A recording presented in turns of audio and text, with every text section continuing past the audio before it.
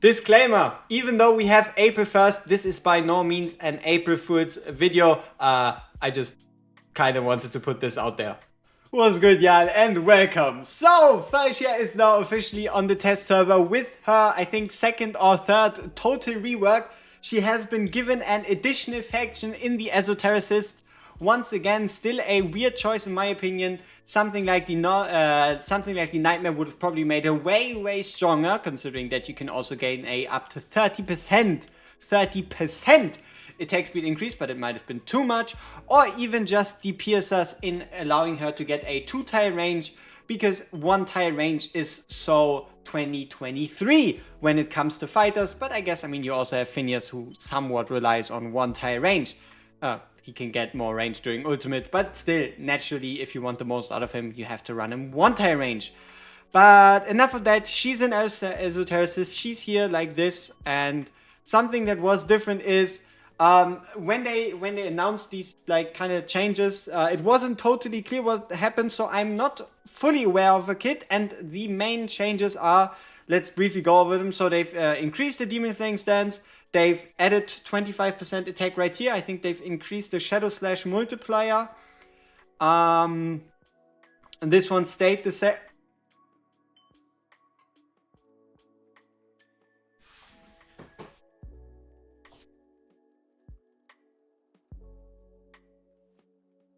Holy shit.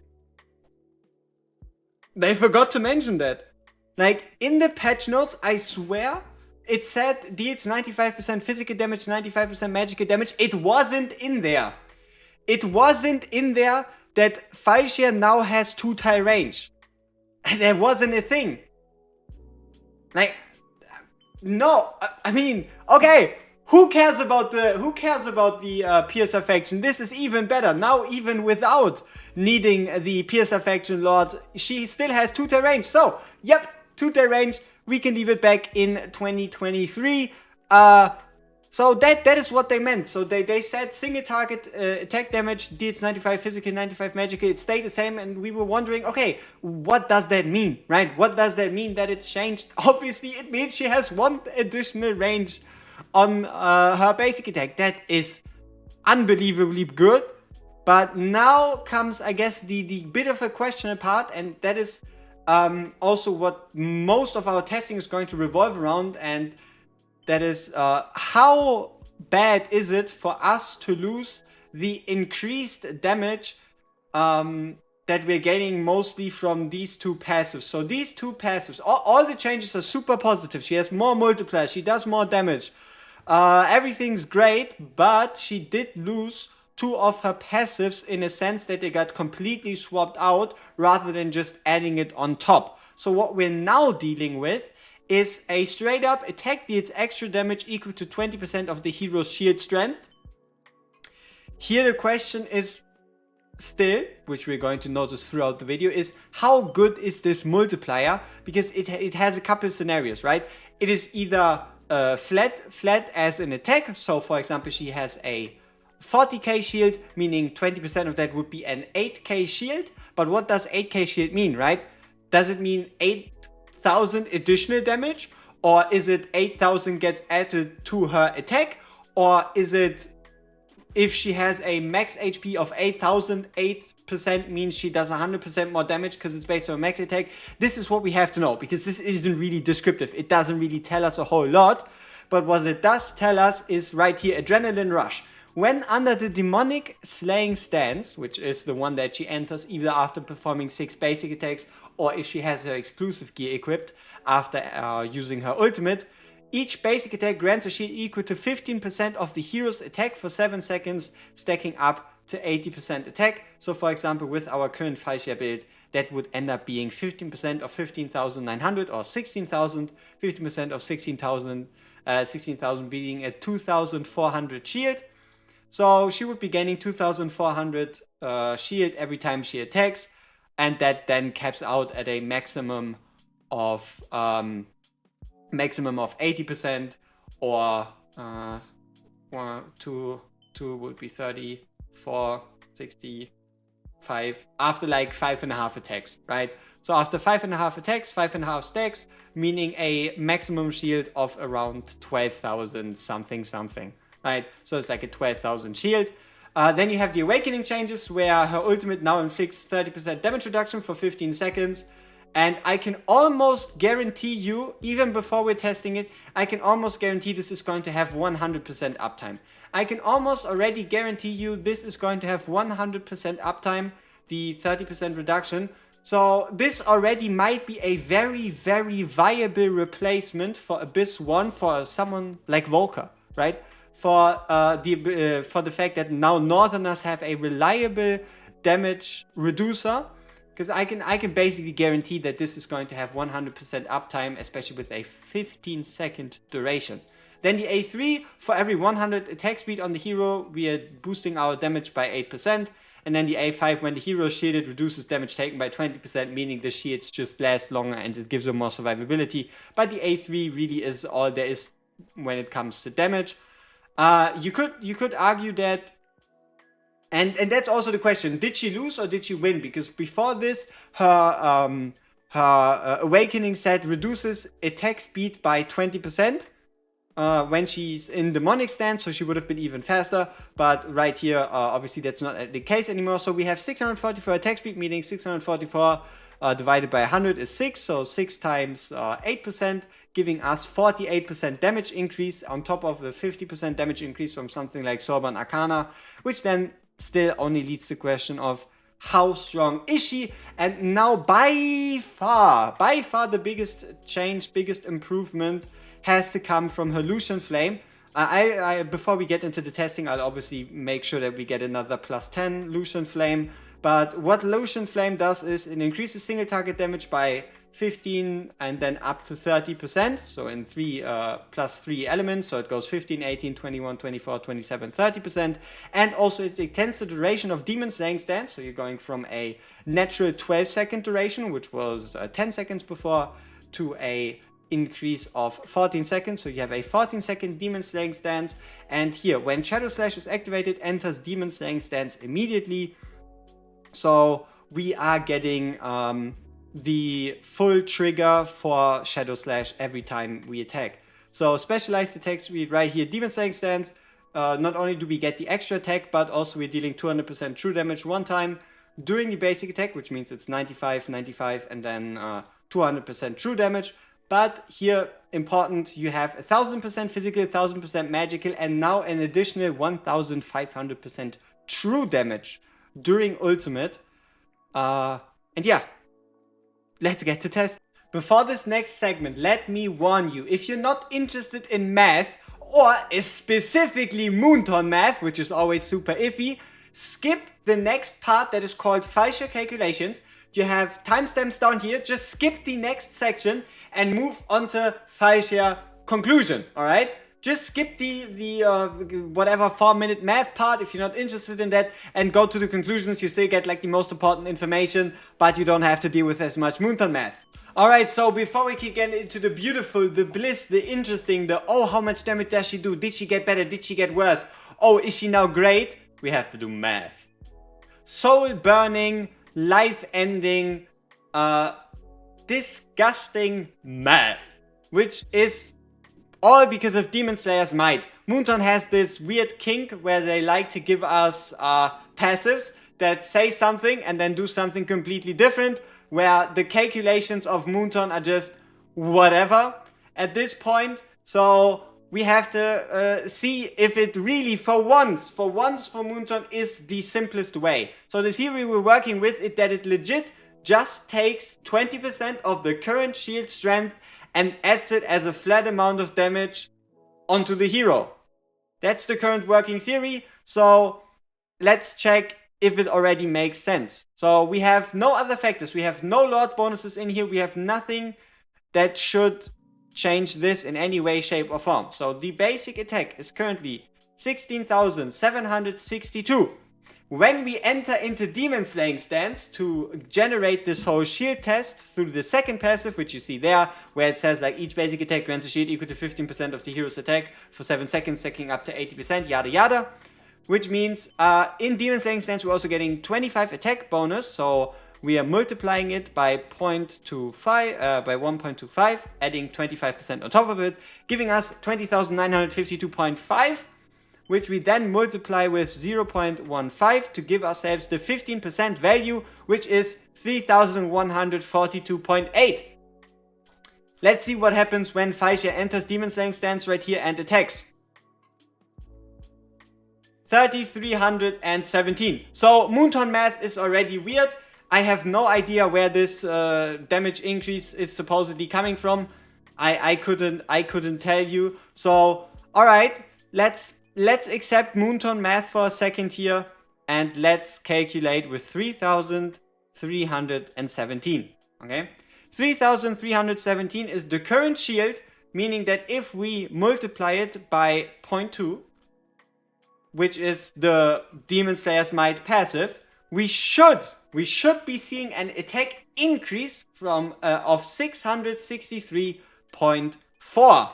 Meaning that if we take the damage number we see right there, which is the normal damage type, normal damage dealt, and add that on top of our supposed increase, we should to 8. Are we good? Okay. So the damage should jump with the next shield application because we're getting an additional 3,317 shield. The damage should jump from 54,328 to 54,991. Let's see what happens with Moonton Math here. We're gaining 3,317 shield, and you can see the damage is 55,125. 55,125 is around 130 damage higher than what our calculations are supposed to be. Alright, so Moonton Math strikes once again, giving us 200 damage more.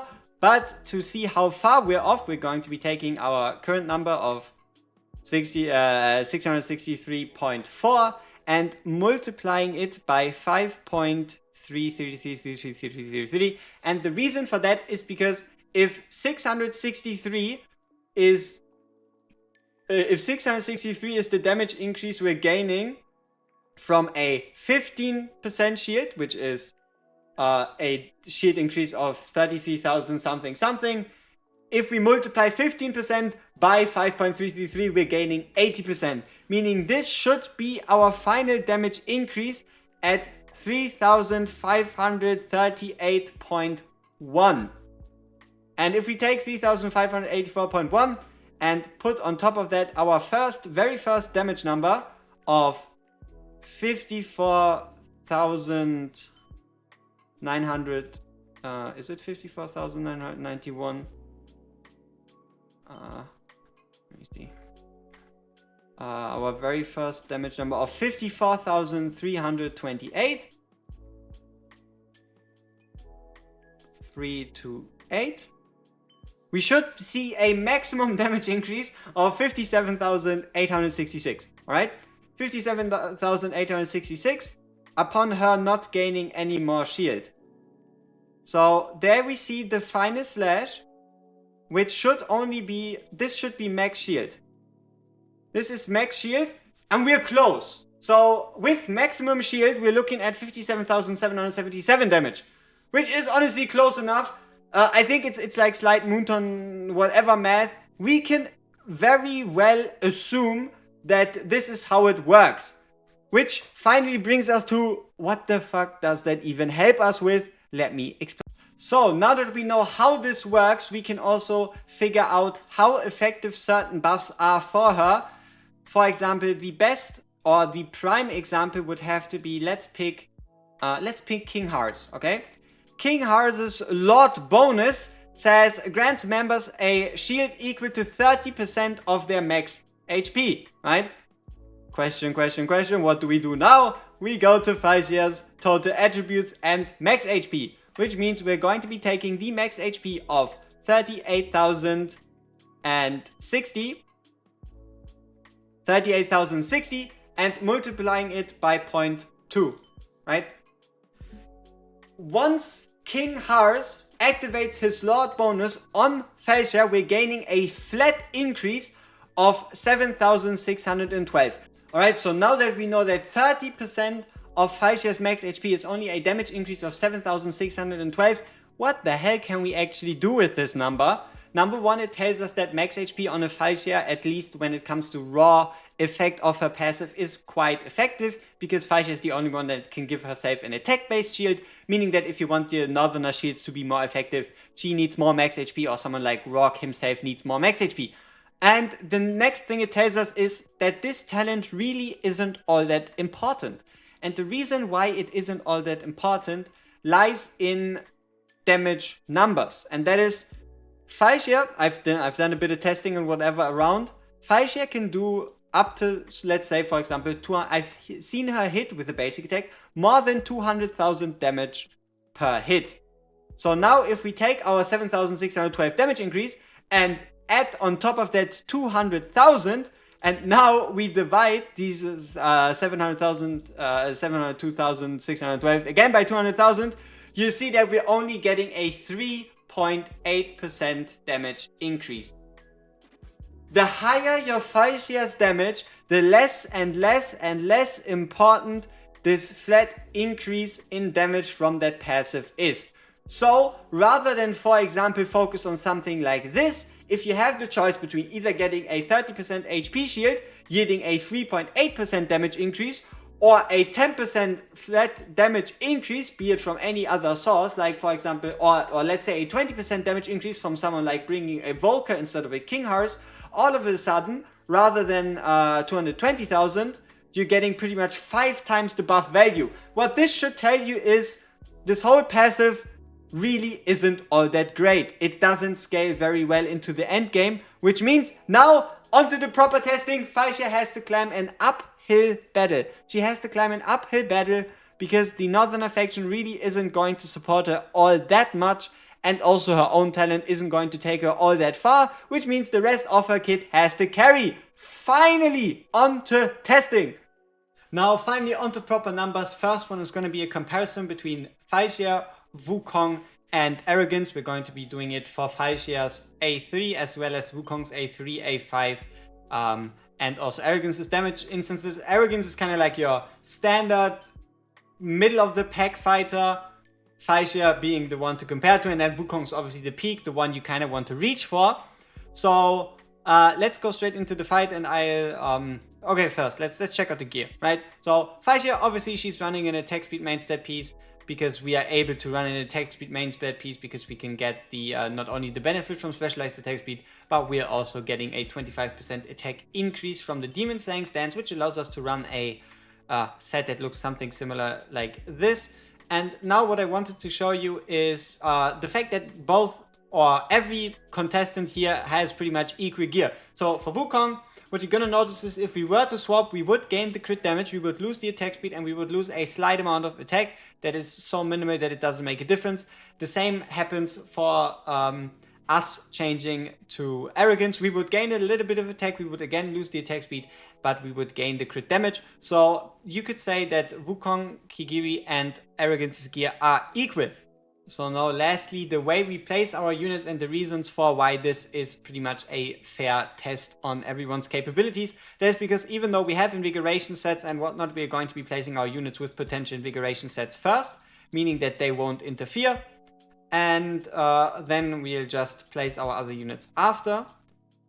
Artifact wise, you have the exclusive on Falcia, you have the Ram tier on Arrogance, meaning Arrogance we're placing in the furthest row back, allowing Ram tier to be the most effective. And then we're also bringing in Wukong as well as Elder. So Elder is going to come onto the field not only for the Lord bonus, but also for his passive, or better said his talent, that he can with his ultimate give to Falcia, increasing her damage. But he has to compete, or Falcia better said has to compete against a Wukong in a Toreador team, evening the odds. And also it is fully buffed, because if you were to bring a Wukong, if you were to bring an Arrogance, you would make sure that you have a full Nightmare team. And then from here on out, we can actually put it on auto, meaning there's zero human error involved in here.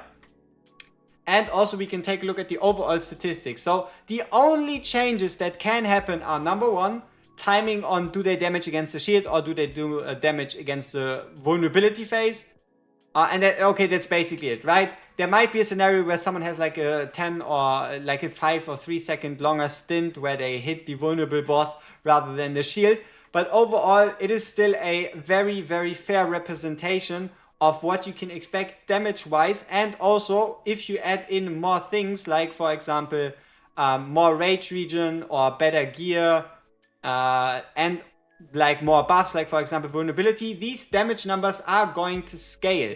So if, let's say, for example, Falcia ends up with 10% less damage than a Wukong, then even if you were to, like, for example, introduce factors that improve both characters in equal margins, you are still going to get the same result, in which Falcia would then perform 10% less, or at a 10% less level than what a Wukong would.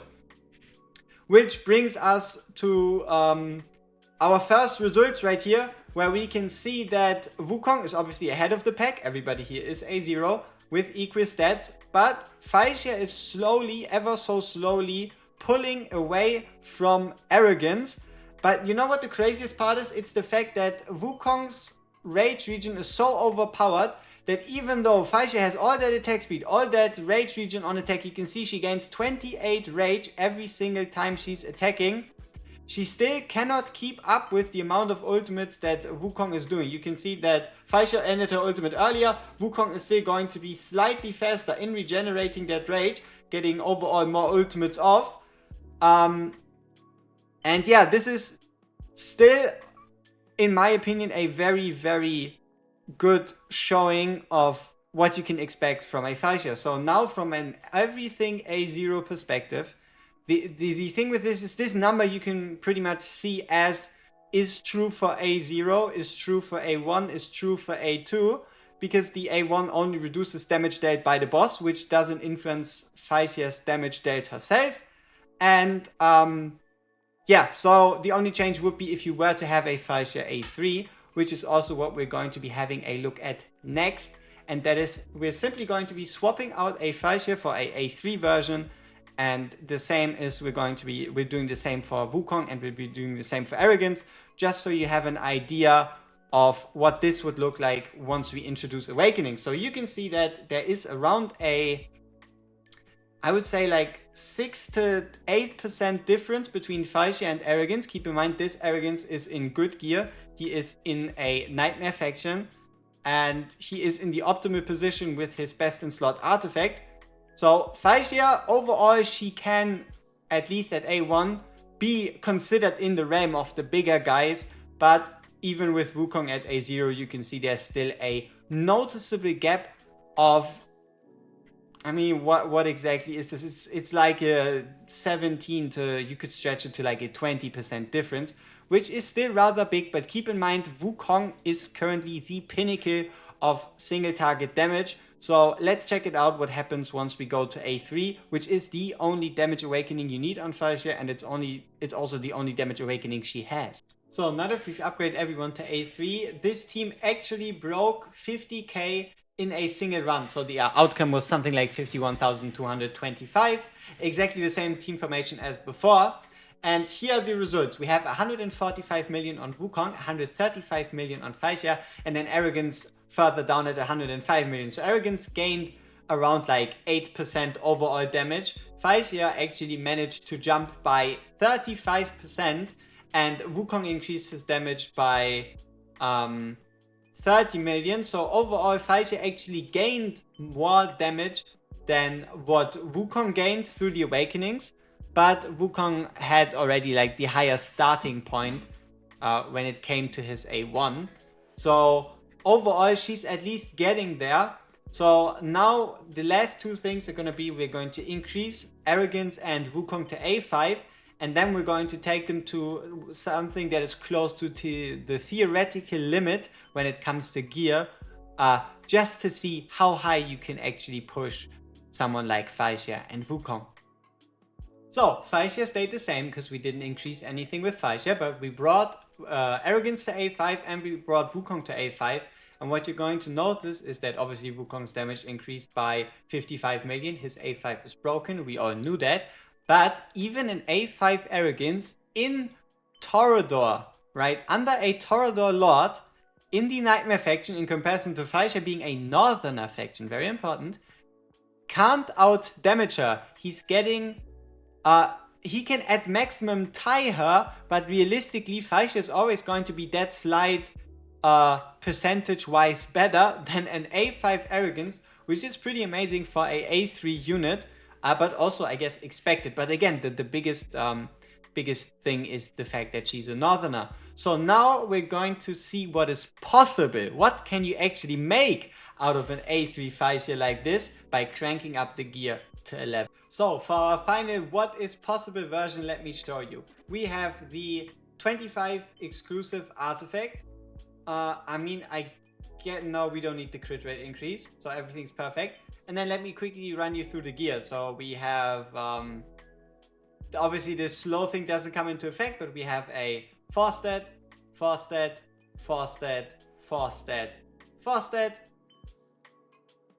as well as a 4-stat, 4-stat, 4-stat, 4-stat, 25, and a 4-stat, 4-stat, 4-stat, 4-stat, 4-stat on a 25. So this one, for the final run, I'm going to talk about a bit of like a couple of observations I have or have had in regards to Falcia, where we obviously watched the damage go up and up and up and up. When it comes to something that like didn't necessarily make it into the video or isn't that good to see, like for example the fact that Falcia's HP bar, especially once these nightmare units grow bigger, which you're gonna see in a couple seconds. Here we go. Isn't all that visible, but luckily enough for us, because we placed Falcia down after, we're still gonna see the HP bar, and you should see the same kind of okay, let's do it a bit better. So let's play out the fight, let's watch these damage numbers go up, and let me briefly talk about a couple revelations or things I've seen with Falcia that didn't necessarily make like the cut as like a separate section. And here let's ensure that for once we actually see Falcia's HP bar, which is why we want to place Falcia after Arrogance, meaning that even if he grows throughout the Nightmare effect, we are still going to see Falcia's HP bar on top, which leads to you seeing something very interesting. And that is, let's pull up those damage numbers. So you see that we are playing a bit, we are playing Nightmare 4, right? So it is not the most amount of damage ever, but it is a lot of damage that we're taking. But you see that Falcia has her shield up right here. This meteor wasn't even able to get through her full shield, and anything outside of an Infernal Roar really isn't capable of stripping Falcia from her shield. And because she has so high uptime with the exclusive artifact, so the important part is Demonic Slaying Stance. Either she's basic attack 6 times or she ults. That is how fast she can get into her Demon Slaying Stance. So you can pretty much calculate like a 90-95% uptime for Nightmare 3. And the healing on someone like Elowin, it really isn't all that crazy. The healing really isn't all that big. Let's actually speed that up to 2 times. So Falcia can actually keep herself shielded reliably, very reliably, meaning any synergies that have to do with, let's say, increased rage regen from Fenris while shielded, with increased damage from Elder while shielded, with any, blah blah blah XYZ while shielded, she can take advantage of those buffs. And also, would you look at this, you've seen the damage, you've seen the gear on all these units. Falcia is on Wukong's ass. Like, it is not a big difference. It's currently a 10% difference between A5 Wukong with pretty much maxed out gear and A3 Falcia with pretty much maxed out gear. Now, what else did I notice while playing around with Falcia here? Obviously, this 3-tile range comes in so clutch. This, or 2-tile range now, because all of a sudden you can not only have her reliably keep up a shield, that also is able to be sustained throughout AoE damage. But in any type of scenario where enemies come in or a boss comes in and you can just place a tank in front, a Falcia behind, and hit the boss, she's not going to lose her shield. She's going to be able to keep up her damage. She's going to be effective against magic resistant enemies. She's going to be effective against physically resistant enemies. She's going to be effective against enemies that are both magically and physically resistant with her increased true damage. Like she really gets to the point where you could almost say she truly does it all. And now, while we are entering into the final stretch, let's get ready to see those sweet final damage numbers. Why is there a difference between overall statistics and the statistics which we're going to see in a couple seconds? That has all to do with shields, right? The damage you see there is also damage that has been dealt against the shields. So let's check out the raw damage in blood dealt by everyone, and you're gonna see Wukong at 255 million, which is obviously crazy, but keep in mind, Wukong is the best damage dealer in the entire game currently, unless you have the chance to stack Kigiri's A3 over like a minimum 5 to 6 to 7 minute fight, or like let's say starting from like a 4-minute fight onwards. Wukong is still, you could say, regarded as the strongest single target damage dealer, and Falcia, she might not be super close, but getting at least to 20% of that, you could say she, especially, I can guarantee you, if we were to introduce a Hex here, Hex would either be doing less damage than Falcia, we're talking about an A5 Hex with exclusives, or at maximum around similar numbers, because once again, we haven't introduced a whole lot. And look at that difference between Falcia and Arrogance. Falcia is A3, Arrogance is A5. Arrogance is indeed the strongest faction, or one of the strongest factions when it comes to single target damage. And she's beating him out by 25%. The developers have finally made a Northerner single target damage with incredible damage potential. They finally elevated her to a limited level of damage, which is what she is, which is what she should be doing, and which is what she's doing now. So now from these numbers, we can already kind of guesstimate her performance in Abyss 1. So not only can she hit all the time, but I mean, it's a bit weird, right? Her true damage is effective all the time, but most of her damage is only effective half of the time. So you could say, if Wukong only deals 50% damage, because he's only effective 50% of the time, I would say Falcia deals 55 to 60% of the damage all the time, and that is because the true damage is at least the one constant that is permanently active.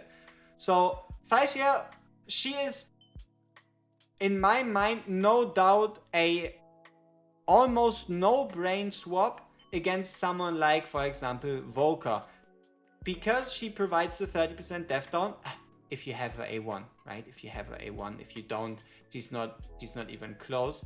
But she's someone you can slot in that gives you the increased or the reduced damage taken, while also being able to help out on the physical and the magical side of shields.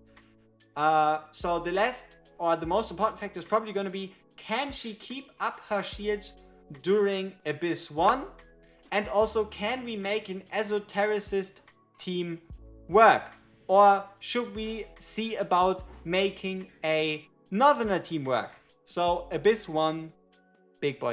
Alright, so this team is built on a lot of speculation, and also it includes everyone at A0, yes, but we do have Falcia at A1, and also we have 2 ancient exclusive lords, as well as in total 3 limited heroes. It is by no means what you could call a free-to-play team, but really I'm just here to kind of see how we can deal with this fight in general. We might be doing a bit of magic overkill, but we got Ingrid for magic, and then we got Lyra as well as Seraphina, both of them magic single target as well as magic single target, and then we have Falcia, who's supposed to help out Wukong, help out Kigiri, and then help out our magic peoples. Yeah, It's probably not gonna be like a whole crazy team, and also it all relies on the interaction between Cyrus and his skeletons. My hope is that his skeletons count as entities to get hit, so that he doesn't die instantly due to the annihilation mechanic meteor. So that's also a hypothesis that I haven't yet tested. Which is, let me see. Where's the insta death?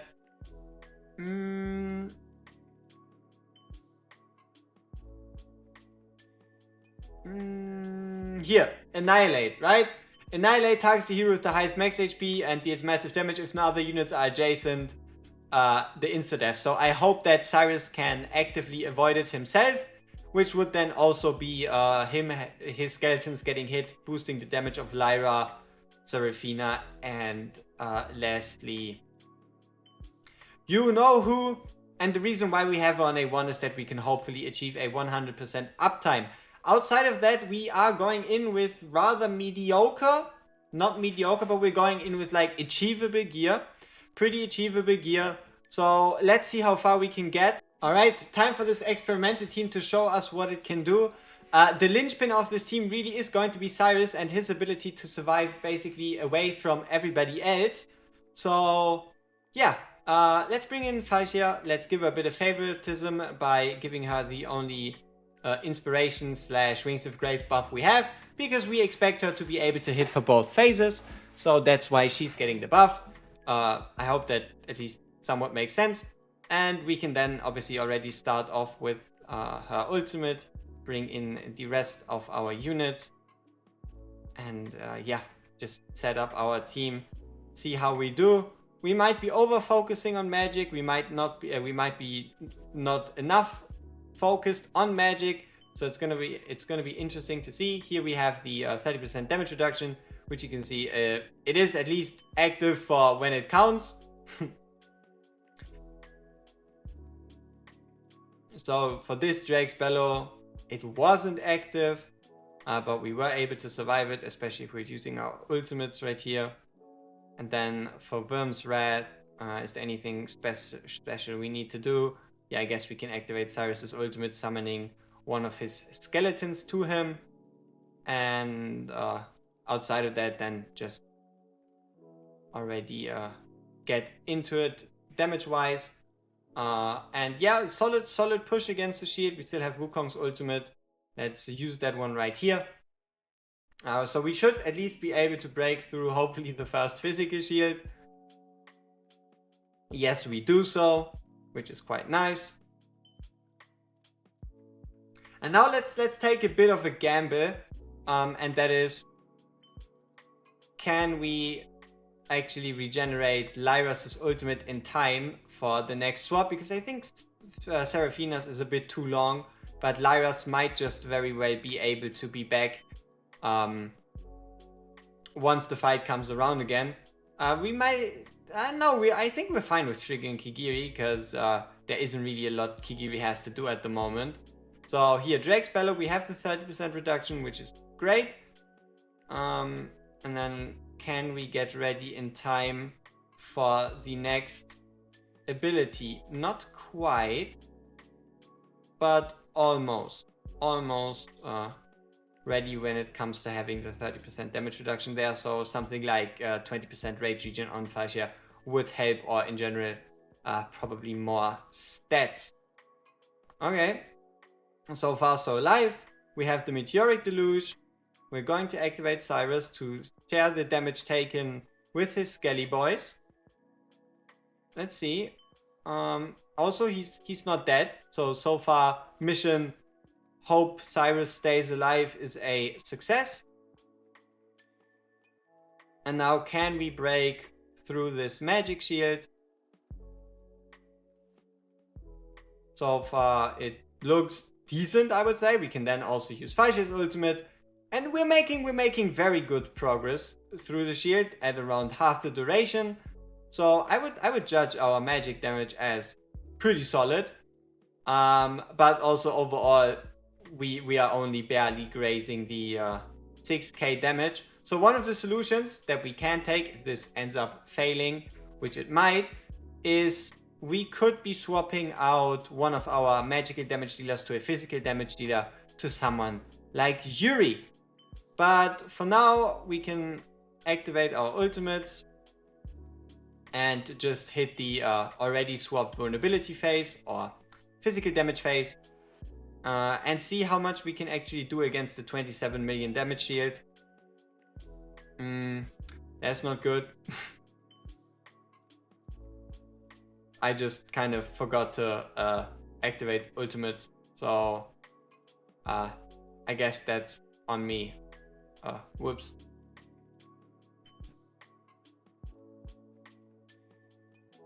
Alright, so once again we've made it past the physical phase. So this time we are a bit more prepared in that we are going to be using Falcia's ultimate to get through Drake's Bellow, using Cyrus's to give him a bit more survivability, and then before the Storm Surge truly strikes, that's when we want to get in with Aelin. Though this might again kill, a lot of units. I love myself some good old Abyss 1 requirements in gearing. The biggest issue is I sadly currently don't have enough gear, because most of my Abyss runs have been done on the live test server account, which is similar to the test server, but it's like a different account. So I don't have like the exact gear that I have there for the score where I went above like 50,000 here, meaning that we are more prone to dying. But also what you do notice is that in certain scenarios, Falcia's ultimate, at least with the gear we currently have on her, just isn't consistent enough. Though on the note of consistent enough, how are we looking in the damage department? Surprisingly, Falcia, or non-surprisingly, depending on with what kind of expectations you went into this, there's a massive gap between Seraphina and Lyra, so Lyra can kind of play with like the top brass for this A0 comp. Seraphina we can probably get rid of, swap in another physical damage dealer. Gear-wise, obviously improve a bit on Aelin, improve on Falcia, preferably like Aelin A3, more stats, you know. And then you can see that there is a lot of potential in Falcia, a lot of potential in making her work. But the biggest problem I faced when I kind of tried to like think about a team where you could use Falcia in a Northerner setting, there's a couple units that seem like really good. So Elder, he's alright, he makes sense. Someone that I'm very prone to favoring is Jira. Jira being able to tank really, really well, but also having the ability to dish out nice amounts of physical damage, so you can kind of like get physical damage as well as the tank rolls, something like Ryga could do. But then you kind of get to the point where if you change the single target attack, you see that we have not a lot of options. I don't really think we can stem the magic side all from the Northerners. Like, Falcia is gonna perform nice. Glacius is gonna perform great, especially if you trigger his ultimate at the right time and if you have him at like A3 where he like really starts to get going. But Nocturne just isn't someone I would say that was like able to keep up with the meta. Maybe if you had him like A5 plus exclusive gear plus exclusive artifact plus exclusive equipment and all that jazz in perfect gear, he might be working better. But there's still one more, there's more single target missing still next to Falcia. But the faction, it is slowly coming together with the latest buffs and changes and whatnot. It is coming together. But also keep in mind, even with these stats right here, with an attack interval of 0.6 at 501 total attack speed, we weren't able to get Falcia's ultimate off often enough, even though we also did have the reduction in ult cost from having Cyrus as a lord. Though I'm very certain that rage regen as a substat should change this. So you're probably going to need a certain amount of rage regen substat, because it's going to massively increase this rage regen basic attack value, meaning how much rage Falcia gets per basic attack, overall also influencing how much damage she can restore, how much rage she can restore to herself. So yeah, this would then be like an A3 Falcia, where we would have a attack interval of like 0.7 or even 0.6, very close to 0.6. And you can see here with a 46% rage increase, we're already restoring 36.625 rage with every attack. And that should obviously help us get to our ultimate faster. Yeah, still, I think there might be a argument to be made to maybe increase this damage reduction window by an additional 5 seconds to truly ensure that Falcia is more than capable of taking on Abyss 1 as the role. I mean, it is pretty obvious that that's the role this whole like rework has been intended to, as more of a double damage dealer as well as damage reducer. Obviously the same could be said for APOC 2, though to be fair, APOC 2 feels like even more consistent all the time damage than Abyss 1, so she might have even more trouble keeping up with Abyss 1. And also maybe, just maybe, there could be an argument to be made, especially in the future, for bringing a rage regeneration unit, like for example Elowin, who would be a prime example out of the Esotericist faction, or someone like a Hollow, or someone like a Leia. It really depends on how many good further single target units we're getting, because the higher the damage, the less we need to focus on more damage dealers, because if we have more units that hit harder by themselves, we need to use less units to break through the shields. So yeah, I think that kind of concludes Abyss 1 for the moment. The closer we get to Global, we'll probably revisit her, take a closer look, and maybe they'll change a couple things up until Global. I'll obviously send some feedback to the developers, specifically on Demon Slayer's Might, with the chance of turning that up higher, because the better and better your gear becomes, the less and less important this Demon Slayer Might becomes. And maybe even, obviously, an improvement to the A1 in maybe longer attack, or yeah, attack down reduction thing, you know what I mean? Yeah, so let's get to the conclusion. Falcia Rework 1 through 10. I would give the Falcia Rework a 8.5 to a 9. Maybe even a 9.5. And let's go over the couple reasons, right? You have the utility gained from the A1. You have one of the strongest A3s in the entire game. Not quite on the level as like Kigiri, but can definitely be named in the same realm as, for example, a Wukong A3. You have the versatility when it comes to damage, magic, physical, true damage, and also finally actual damage, like actual numbers. The 200 million damage we were able to pull up in this run is no joke. And there were still 2 slots open in the team that could have been filled with anybody. We didn't even use a cycle strat. So I would say if you play everything perfectly, I don't see a reason why Falcia wouldn't be able to break 300 million damage on you know what, right? Why she wouldn't be able to break 300 million damage on Nightmare 4.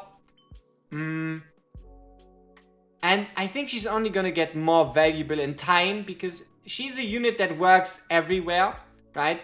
Obviously, she's going to be less effective against units that have like high physical, less effective against units that have like high magical, but where she truly shines is obviously something like Abyss 1, or where the resistances are equal. That's where she's truly going to shine, and don't forget about that true damage. One of the biggest changes I'm super happy about, that I didn't even know were coming because they weren't in the proper patch notes, is the fact that we now have that 2-tier range, allowing this beautiful playstyle of just placing her behind the tank, hitting in front.